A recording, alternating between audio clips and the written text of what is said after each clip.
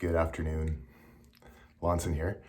Today I wanted to talk about the benefits of self-responsibility and being able to communicate even when it's difficult.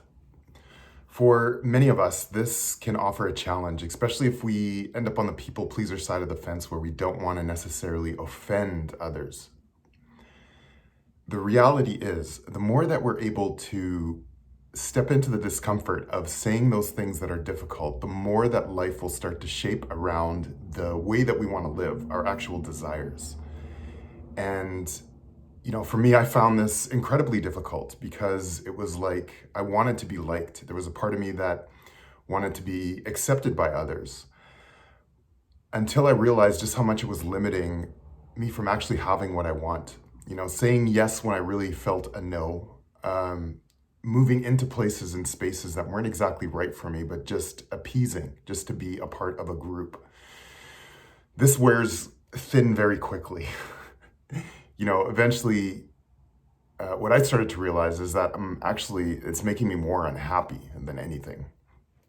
And so flipping the script on that, it's about doing what I need for myself in order to feel good inside, recognizing that everybody has that same opportunity. We all come here with the ability to create create our world the way that we want it, right? So this is really about tuning into what it is that we want and being able to speak on it.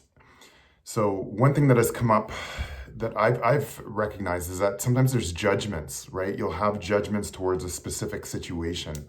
And what this is indicating is that there's something that you're wanting that you're not speaking for. So the best thing to do is do a little investigation. So you may be judgmental of the way something is working externally to you. You may be involved in some sort of process with a bunch of other people and you're finding yourself getting annoyed. There's judgments coming up. Anytime judgment is present, that's telling you that you need to speak up. When you speak up, it clears the feeling because it's you taking responsibility for your complete self, the whole container of your being, and allowing others to have the space to do as they need.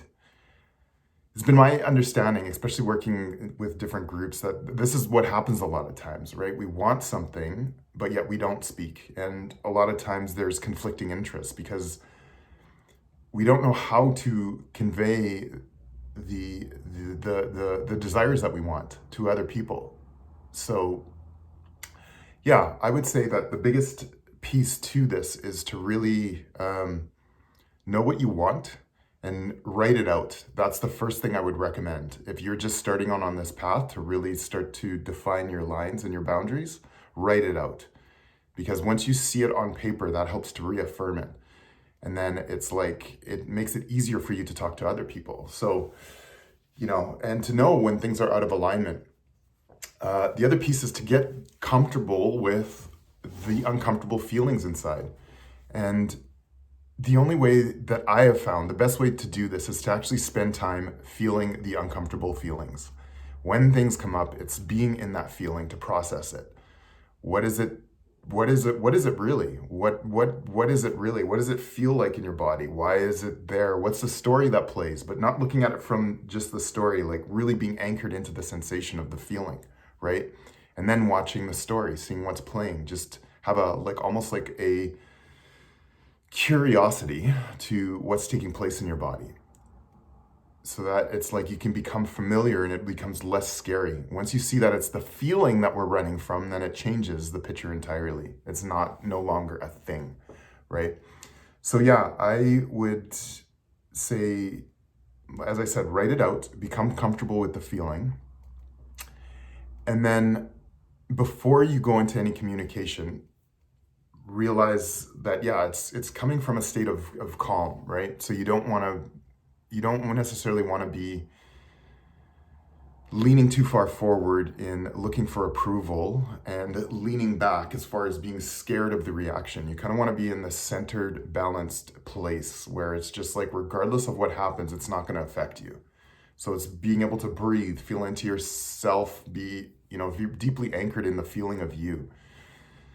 I would also recommend some sort of daily self-love practice. some self-love meditation, anything that helps you to cultivate the feeling of compassion and love inside of your heart. When you do this, it makes such a difference, right? Because you're not coming from this frantic, anxious state. What you're doing is anchoring into the feeling of love.